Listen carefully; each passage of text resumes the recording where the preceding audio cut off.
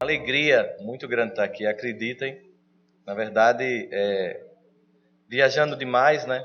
Quase 22 dias por mês, eu estava com saudade de vir ao centro. A verdade é essa, porque na verdade eu que preciso. Eu necessito de Jesus, eu necessito dessa doutrina de amor, eu necessito de estarmos juntos nessa comunhão de fraternidade, de preparação, de esperança e de responsabilidade sobre o novo tempo que surge com a nossa colaboração, porque seremos nós que faremos a regeneração do planeta. Seremos nós que faremos um novo tempo. E para que isso fique mais fácil, para que isso fique mais célere, todos nós somos convidados a abrir mão de certos pontos na nossa mente, na nossa alma, que meio que impede que a gente possa fluir no potencial pleno que todo mundo tem. Não é para alguns, é para todos. O Pai ama a todos, não a alguns. Claro que nós sabemos que do processo evolutivo alguns conseguem dar uma carreirinha mais que outras, né? Mas é uma coisa que no fundo todos nós queremos levar, todos nós iremos para o mesmo lugar, que é voltar para esse coração amoroso desse Pai. Mas muitas vezes nós somos obliterados, ou seja, certas cegueiras tomam conta da gente e a gente não consegue exercer na vida o potencial pleno que a gente tem. Então tem uma história muito interessante que vou usar ela como narrativa para que a gente possa refletir sobre esse sentimento de cegueira, de não se achar merecedor do amor de um pai que ama infinitamente. É muito incompreensível para nós isso, né? Um pai que ama infinitamente. Nós com nossas expressões de amor muito limitada, que a gente só ama a si, né? Geralmente quando alguém diz que encontrou a mulher da sua vida, ou o homem da sua vida, faz a descrição assim: gosto das mesmas músicas que eu gosto, né? A gente torce pelo mesmo time, a gente vê as mesmas séries da Netflix. E que tédio de casamento é esse, né? Que ninguém apresenta algo novo pro outro. Mas aí Deus é assim, gosta da gente, mesmo que a gente não goste do que Ele gosta, ou seja, ama infinitamente. Pra gente que ama a si, entender o amor de um pai que nos ama apesar de, às vezes é meio incompreensível, né?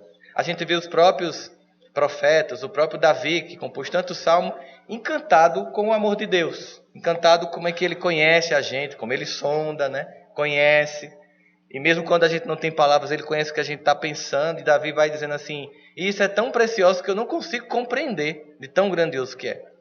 Imagina Davi naquela época refletindo sobre o amor de Deus e perceber que era tão grande, tão incompreensível, que ele ficava assim, encantado. E compôs aquelas 105 músicas, que são os 105 salmos de 150, 105 são de Davi, que falam do amor de Deus, do cuidado. Né? Cairão 1000 à minha direita, 10.000 à minha esquerda, eu não vou temer mal nenhum. Tem um monte de salmos assim mostrando como o papai cuida da gente. Mas muitos de nós não acham que merece. Muitos de nós. E esse amor que está disponível, ele não é percebido ou sentido, não porque não haja um amor abundante de Deus, mas porque existe um bloqueio em nós que não nos permite sentir esse amor. E quando a gente vai analisar os muitos personagens do Evangelho, a gente percebe que nem todo mundo que teve contato com Jesus foi curado. Vocês percebem isso? Ele chegava em ambientes que tinham várias pessoas necessitando de cura, mas só algumas pessoas eram curadas. Aí a primeira pergunta que a gente faz é porque ele privilegiava alguém? É porque ele fazia unidunité, salamé minguê? Será que ele fazia isso na multidão, assim como fosse programa de auditório? Agora é você hoje! Não. Ele que é a representação material desse amor de Deus, ele também amava de forma infinita e indiscriminada todas as criaturas. Mas, com todo o respeito que tem a nossa autonomia, deixava que cada um de nós escolhesse em que momento abriria a porta do coração para receber esse amor. E aí tem vários personagens e hoje eu vou pegar um deles para que a gente possa refletir sobre o movimento que ele fez para acessar esse amor. Em que momento ele consegue acessar esse amor abundante. É o cego Bartimeu, uma história que muitos de nós já ouviu. Mas para a gente tentar contextualizar, você imagina que naquela época muita gente nascia com deficiência. A gente sabe que a nutrição era muito pequena, as pessoas tinham vários tipos de problemas, não havia remédios, antibióticos, não havia vacinação, não havia nada do que a gente tem hoje. E além disso, as pessoas comumente casavam com primos de primeiro grau e não sabiam dos riscos que isso tinha do ponto de vista genético, porque ninguém sabia que existia código genético, nem coisa que o valha. Então, naturalmente, tinha muita gente com muita doença, com muita cegueira, com muitas deficiências de nascenças, deficiências congênitas. E Jesus vai passar numa via em que as pessoas sabiam que ele estaria ali, e muitas pessoas procuraram esse lugar. Muitas. Entre elas, o cego Bartimeu. E é interessante porque ele faz o primeiro movimento. Ele buscou. Porque tem gente que espera em casa. Tem gente que espera casar e fica em casa. Assim, não, vai aparecer... Ele diz assim, vai aparecer o príncipe encantado. Não vou atrás não, vai aparecer o príncipe encantado. É complicado, né? Vai aparecer a princesa encantada, né? E não faz um movimento de buscar. Sabe? Nem fazer um perfil legal na rede social, né? Dá uma foto mais bem acabadinha, bota um filtro, assim, deixa, né? Ajuda. A gente está encarnado, né? Não faz nenhum movimento, não vai aparecer, né? Então, assim, ele fez um movimento de buscar. Eu lembro de uma música de Padre Zezinho, quando eu era criança, que era assim: quando Jesus passar, quando Jesus passar, quando Jesus passar, eu quero estar no meu lugar, né? Eu quero estar naquele ponto em que ele vai passar. Ou seja, eu tomei uma decisão. Eu fui porque eu sabia que ele ia passar. Então ele fez esse movimento. Mas como ele, várias pessoas também foram. Significa dizer que esse é um início de movimento que precisa de um conjunto de movimentos que vem em sequência. Bom, estava ele lá, Jesus ia passando, e certamente muita gente estava, Jesus, Jesus, e Jesus ia passando, não indiferente. Ele não ia passando indiferente. Ele esperava o movimento de quem de fato achava que naquele momento merecia receber todo esse amor. E obviamente naquele momento Bartimeu dá um grito: Jesus, filho de Davi. E quando ele faz isso, as pessoas mandam ele calar a boca. Cala a boca. É na tua? Mostrado. Não é não? Não, ele deve ter ouvido disso pra lá, gente. Muito. Muito. E olha o que é que acontece quando alguém diz pra você: você não merece. Quem você pensa que você é? Você não vai dar pra nada. Você não é ninguém. Aí quando você acredita nisso, vira uma profecia que você faz tudo para realizar. E dá um jeito de tornar a sua vida infeliz e miserável. Então, ele fez, pela primeira vez, ele fez gritos moucos a esse apelo. Cala a tua boca. Ao ouvir isso, ele resolveu fazer algo diferente do que talvez ele tenha feito toda a vida. Porque certamente, desde que nasceu, ele buscou a cura. Simbolicamente. Porque como espírita nós sabemos que muitas vezes a doença é a grande cura. Mas simbolicamente. E aí quando mandaram ele calar a boca, ele deu um grito maior. Jesus, filho de Davi. E foi no segundo grito que Jesus fez: opa, alguém aqui quer. Jesus parou. Olha que coisa interessante. Ele parou porque ele viu a insistência. Tá? Ele insistiu. Assim, ele quer. Ele veio, ele gritou, pediram para ele calar. Ele gritou mais alto. Aí Jesus manda: façam com que ele venha até mim. Eu acho que quem estava perto que mandou ele calar a boca: vai, amostrado. Chamaram. Eu imagino que a pessoa ficou com raiva. Por que ele não chamou? Chamou esse velho nojento gritando. Eu devia ter gritado também? Que leseira minha. Deve ter ficado irritado quem mandou ele calar a boca, porque ele conseguiu. Ele fez um movimento que os outros não fizeram. Então, certamente, vai lá. Aí lá sai Bartimeu. Bartimeu sai e chega perto de Jesus. Certamente ele chegou assim, né? E Jesus faz uma pergunta incompreensível: o que é que você quer? Pô, Jesus está na cara, velho. Vamos combinar. Não, a gente pensa isso. Então a gente não percebe como Jesus ele é perspicaz no que ele pergunta. Eu percebi isso porque uma vez, já aconteceu de vocês ir pegar um ônibus num dia chuvoso. Aí o ônibus está na parada, e você corre, corre, corre. E quando você chega, o ônibus parece que está esperando você chegar para sair. E pior do que o ônibus sair, é a cara de quem fica no ponto olhando para você, tipo...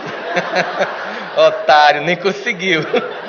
Você fica muito irritado com isso. Eu já passei por isso várias vezes para ir para a universidade. E aí, de repente, eu estava com um amigo meu e aconteceu exatamente isso. A gente chegou na parada do ônibus para pegar o ônibus para a universidade e o ônibus... Aí ele ficou... Tem nada não, Rossandro. Um dia isso vai mudar. Eu digo, eu sei, a gente está estudando, a gente vai conseguir comprar um carro um dia. Ele disse, não é isso não. Eu vou jogar na Mega Sena. E olha, quando eu ganhar, eu vou comprar um ônibus só para mim. Meu Deus! Tipo assim, ele faz assim, o ônibus para só para ele, uma linha exclusiva. Aí eu percebi o seguinte, que nem sempre a gente sabe o que pede. Porque, vamos pensar como Bartimeu. Ele era cego de nascença. Ele tinha profissão? Não tinha. Ele pedia esmolas. E naquela época, como todos nós sabemos, Roma tinha invadido a Judéia. E Roma era um império organizado. E até para pedir esmola tinha que fazer um cadastro. Sério? E nem todo mundo conseguia o cadastro. E esse cadastro dava uma capa, na qual estava escrita, esse homem é um miserável, vive de pedir esmolas. E Bartimeu tinha uma. E muitos outros que estavam lá não tinham uma capa. E quando Jesus chama ele, na narrativa do Evangelho, diz assim, e ele soltou a sua capa e foi em direção a Jesus. Me diga uma coisa, se eu estou com uma capa que me dá autorização de pedir esmola, atrás de mim tem um monte que não tem a capa, quando eu solto acontece o quê? O que é que vocês acham? Dava para voltar atrás? Olha só, quando você ouve Jesus, não dá para voltar atrás. Aquelas velhas zonas de conforto que são desconfortabilíssimas e que você se acostumou na justificativa de que merecia sofrer. Eu mereço essa vida infeliz, eu mereço essa relação infeliz, eu mereço esse emprego humilhante, mas quer ser feliz, mas não tem coragem de soltar a capa. E aí, há um respeito de que a gente faça a escolha. Bartimeu sabia que no momento que ele soltasse a capa, ele não teria mais como pedir esmolas. E mais, quando Jesus pergunta o que você quer, é porque ele podia ter pedido, eu quero ser rico, quero ter servos. Porque quando ele volta a ver sem a capa, o que vai acontecer com um homem que finalmente volta a ver, não pode mais pedir esmolas, mas não tem profissão nenhuma? Pensou no medo? Pensou no hiato entre o que eu quero e o medo de alcançar tudo isso? Ele não ficou pensando nisso, ele não teve esse medo.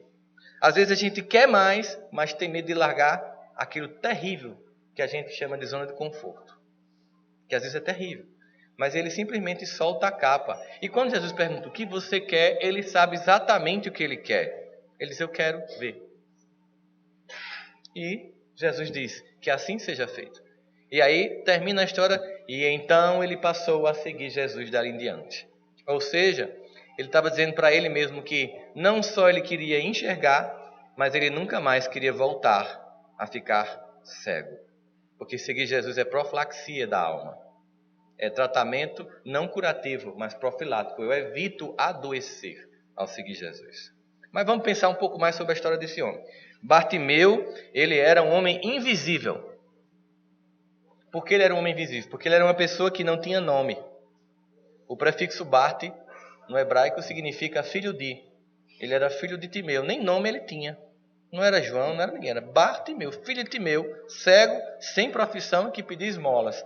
E que de repente começa a enxergar, não tem mais a capa. E tem que começar a se responsabilizar sobre a própria vida. Porque muita gente prefere ficar na condição de miserável para poder somente ter sobre ele um olhar de compaixão, de pena, porque não quer ser autor do próprio destino. Naquele dia, Bartimeu resolveu ser autor do próprio destino. Naquele dia, ele começou a cantar a música de Lulu Santos.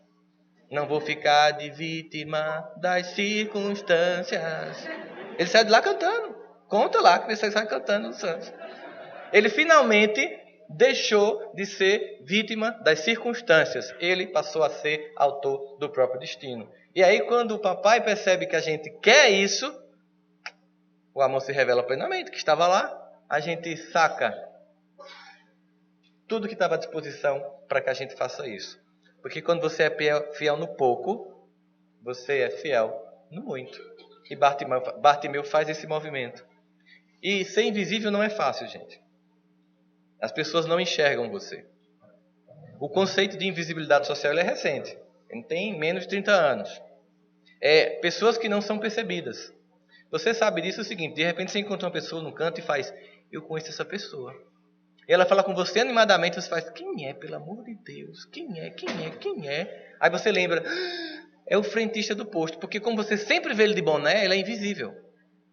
Pessoas que usam fardas. Teve um terapeuta na USP que fez um doutorado sobre invisibilidade social.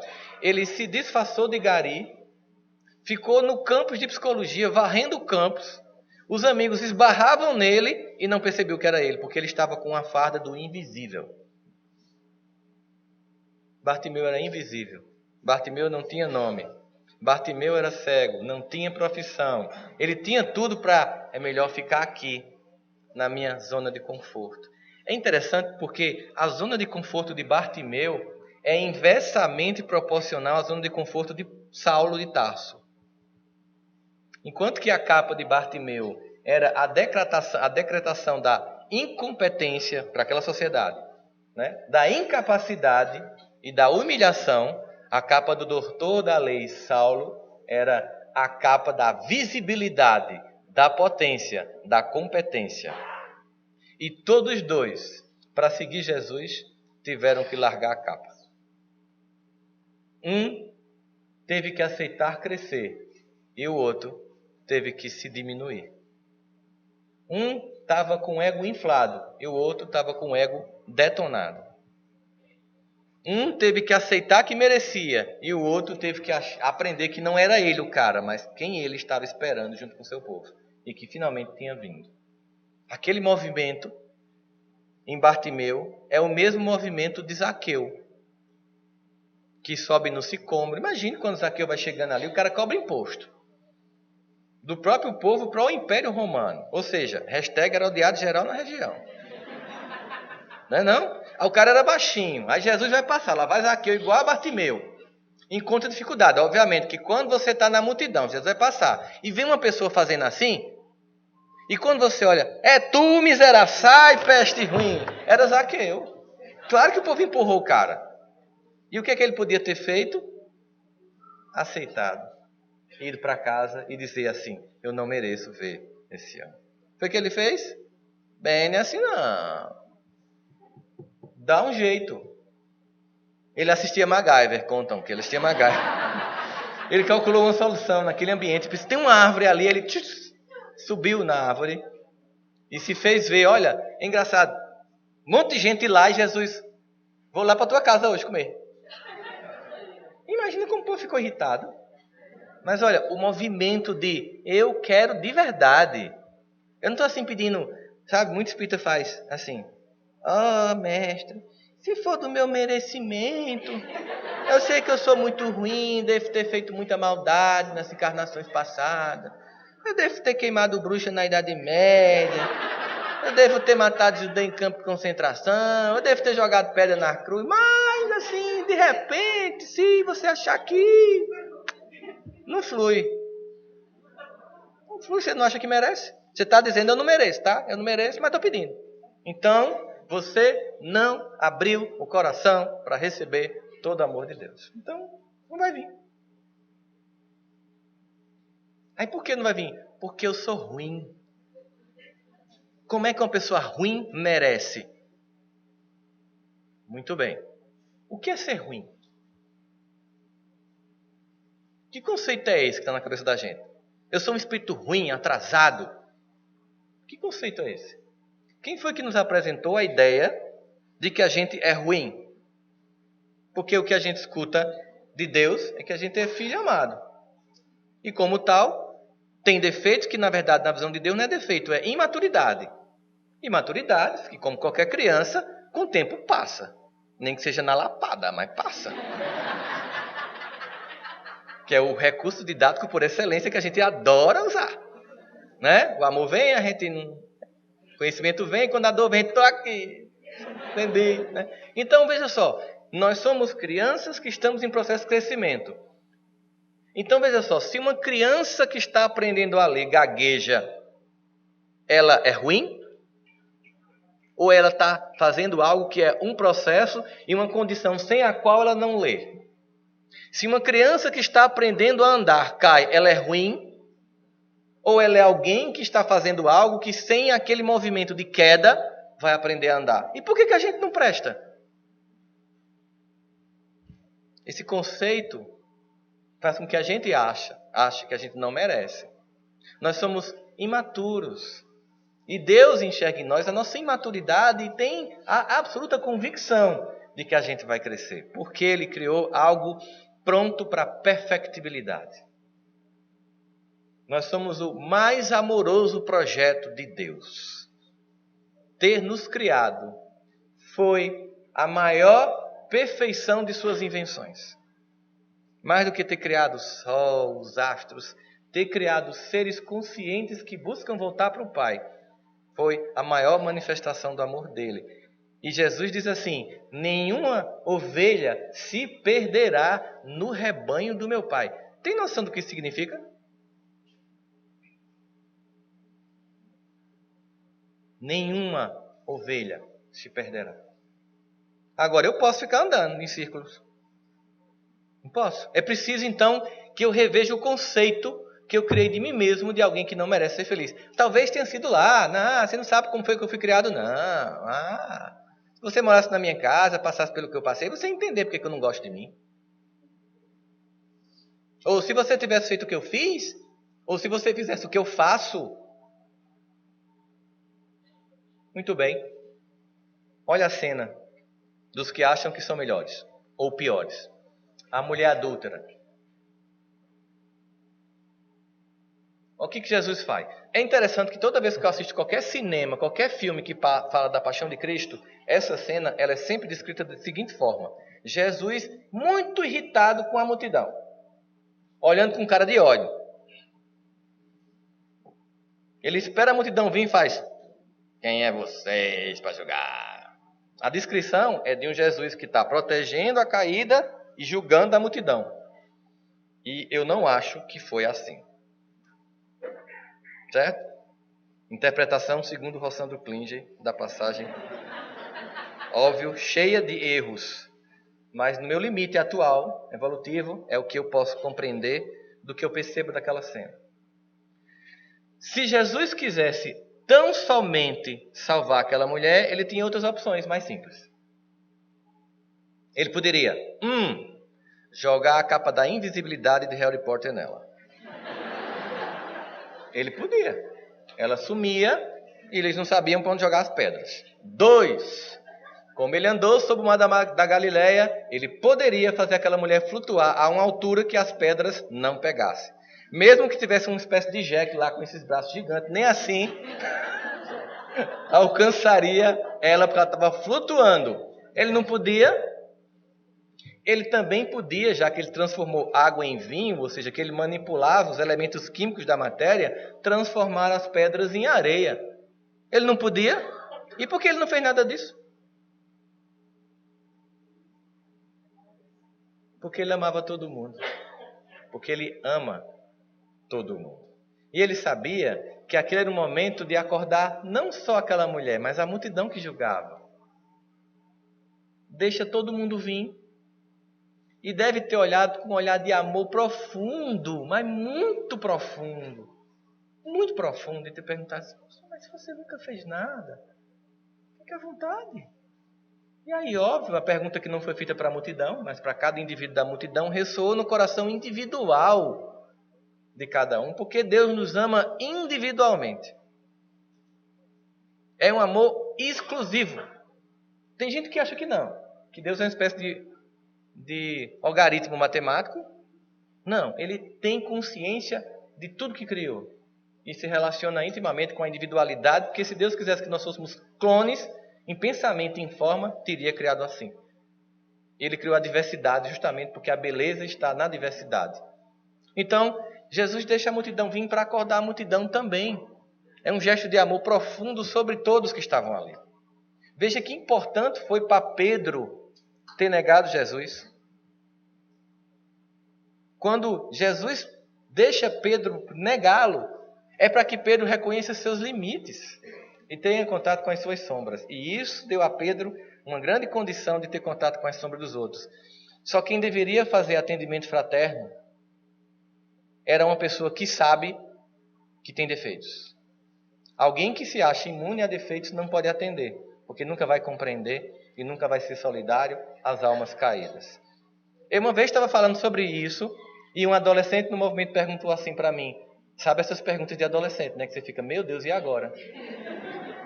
Ele perguntou, Rossano, tu que é psicólogo, me diz aí, como é que Pedro se sentiu quando negou Jesus? Eu fiz, vixe Maria, agora deu. Realmente deve ter ficado mal, né? Aí eu pensei, vamos imaginar a seguinte cena. Sua mãe vai lhe pegar no colégio. Você tem 16 anos, você sabe que mãe pegar no colégio é o mico maior do mundo. É tipo, deixa eu me matar hoje que minha mãe veio me pegar no colégio. Mas ela não foi só lhe pegar no colégio. Ela foi lhe pegar no colégio feito uma louca desvairada. Ela estava com o cabelo assim. Ela estava igual aquela música com o avental todo sujo de ovo. Chegou com aquela cara de, cadê meu filho? E aí quando você viu aquela mulher desesperada, assanhada, e seus amigos, tua mãe... Não. Não é minha mãe, não. Tem certeza? Não, é minha mãe nada. Aí ela olha assim para você e você vira e sai. É tua mãe? Não, miserável. Aí sai. Óbvio, sua mãe não lhe acha. Entra em desespero, como qualquer mãe. Chega em casa desesperada. Você que foi a pé. Chega depois, quando você chega aquela mulher desgrenhada. Faz, meu filho, pelo amor de Deus, graças a Deus você chegou. Eu fui pro colégio, você não estava lá. O que aconteceu? Não, mamãe, eu resolvi vir a pé. Ai, meu Deus. Mas que bom que você chegou. Meu filho, você é o amor da minha vida. Aí o cara fala, ai, meu Deus, eu acabei de negar essa mulher 3 vezes.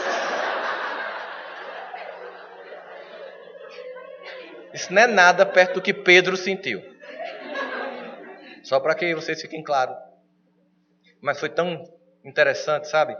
Porque só esse homem, quando alguém chegasse para Pedro e dissesse assim, Pedro, eu matei. Pedro, eu destruí. Pedro, eu enganei. Ele olhava profundamente e dizia, eu te entendo. Vem cá, eu vou te dar um abraço.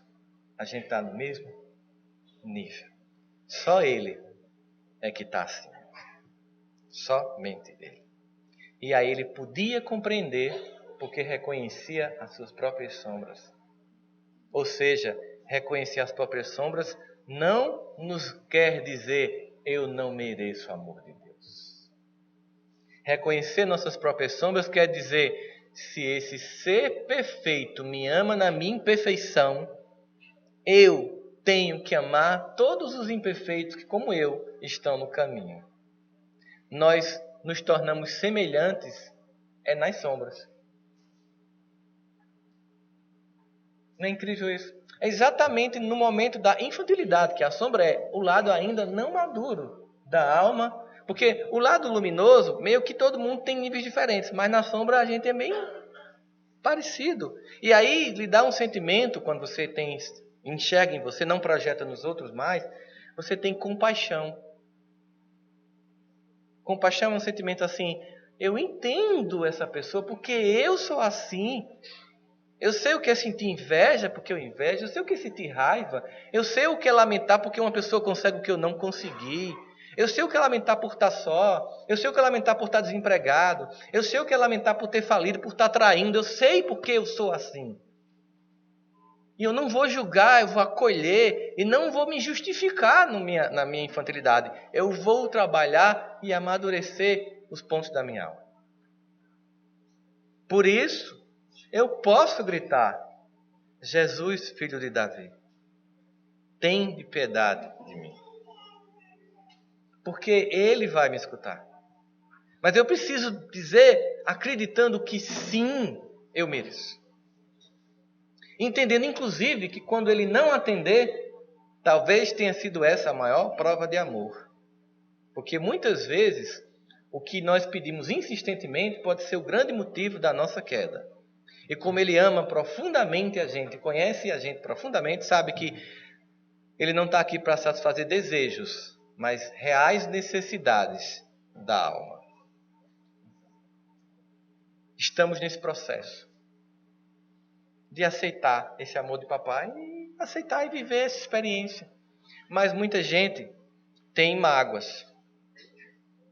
Porque no processo da vida, a gente conhece pessoas quando encarna cheias de limites.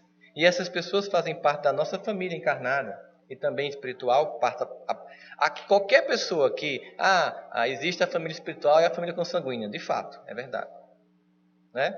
Qual seria o conceito? É que a família espiritual seria aquela pessoa que já teve contato comigo muito positivo em outra vida. Então, quando a gente nasce na família, a gente já olha para o outro e faz: te amei, cara. Né? Mas se eu nasço numa família com uma pessoa que nunca foi meu parente, assim que eu nasci e entrei naquele lugar, virou minha família espiritual. Porque muito espírita usa isso como justificativa para dizer: não, eu não gosto do meu pai porque eu acho que ele não é meu parente espiritual, não é só carnal. Quando você encarnou naquela família, passou a ser uma relação espiritual. São espíritos juntos. E eles são cheios de defeitos. São pessoas comuns. E muitas vezes a gente sente muita raiva do que a gente contabiliza com o que não foi feito, com a falta, né? A gente, às vezes, aquele pai que era rude, bruto e bebia no final de semana, e que a gente disse que não dava atenção, e que muitas vezes era um homem que trabalhava feito um louco, horas feito um escravo, para ganhar algo muito pouco que mal dava para a família comer e para tentar sobreviver a essa vida tão angustiante. Ele no final de semana enchia a cara para continuar tentando, na segunda começar tudo de novo. Era como se fosse resetar, para dar alguma dignidade à vida. E a gente lá naquele olhar infantil julga e simplesmente não pensa que provavelmente a gente recebeu dessa criatura mais do que ela teve. E nessa hora a gente muito lembra de Djavan, quando diz: sabe lá o que é não ter e ter que ter para dar? Sabe lá? E sobre esses julgamentos, nós condenamos pessoas que nós viemos delas. E ao julgá-las e condená-las, obviamente nós nos condenamos. E não percebemos que em todo o ambiente, em todo o contexto, existem lições, existem aprendizado. A capacidade da gente perceber.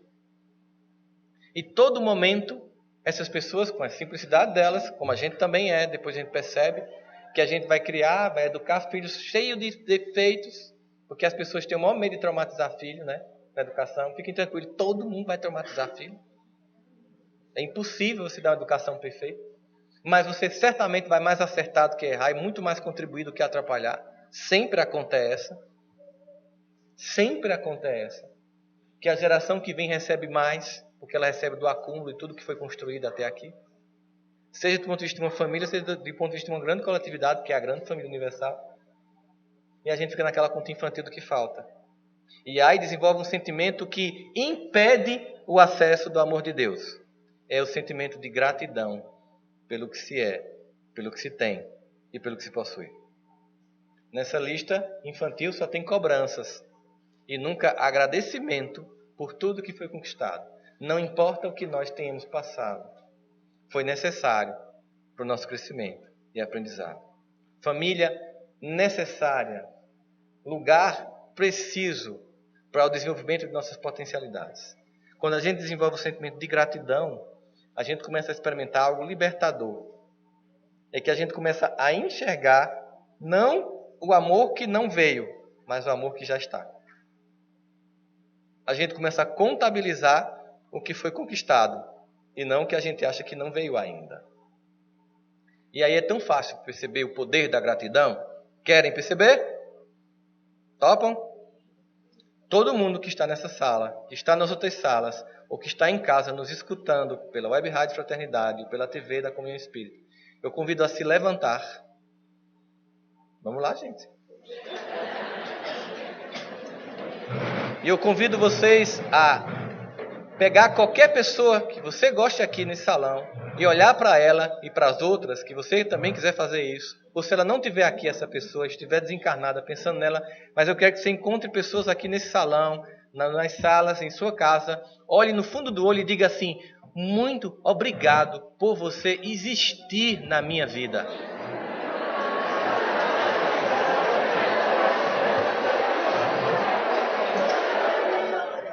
Eu queria que vocês continuassem isso. Quando chegar em casa, liga para um monte de gente hoje e diz isso. Olha, eu estou ligando para você para dizer que eu queria agradecer por você existir na minha vida. E se puder fazer isso com os pais, faz, porque de vez em quando eles se perguntam, será que eu estou acertando? Aí você liga para os seus pais hoje, e se eles não estiverem aqui, você manda uma ligação Skype Celeste. E diz, parabéns, vocês são fera, vocês acertaram cheio. Vocês educaram um ser humano de bem. Um ser humano capaz. Um ser humano digno e um ser humano honrado. Imperfeito, mas amado por Deus como é. E aí, a gente agora vai fazer uma última dinâmica em que a gente vai reverberar para essas pessoas todas, sem as quais nós não estaríamos aqui, porque nós somos o resultado de muitos amores. Muita gente ama para a gente estar aqui hoje. É incalculável a quantidade de amor percebido e nem imaginado de Deus para que um dia a gente estivesse aqui hoje buscando Jesus. Depois de tê-lo negado tantas vezes. Mas finalmente, acordou. Por isso, em homenagem a todas essas pessoas, eu vou dizer que essa será a nossa prece de encerramento. Nós vamos cantar uma música prece, em que a gente vai emanar gratidão a todas essas pessoas que antes de nós vieram e tornaram a nossa vida mais fácil. Vamos fechar os olhos e vamos em prece agradecer, dizendo assim: eu tenho tanto para lhe falar, mas com palavras não sei dizer como é grande o meu amor por você. E não há nada para comparar, para poder lhe explicar como é grande o meu amor por você. Nem mesmo o céu, nem as estrelas, nem mesmo o mar e o infinito não é maior que o meu amor, nem mais bonito. Me desespero a procurar alguma forma de lhe falar como é grande o meu amor por você. Nunca se esqueça nenhum segundo que eu tenho amor maior do mundo. Como é grande o meu amor por você, mas como é grande o meu amor por você. O filho de Davi, Jesus, o doce Rabi da Galileia, espera apenas que a gente aceite o imenso amor de Deus que já está disponível para os nossos corações.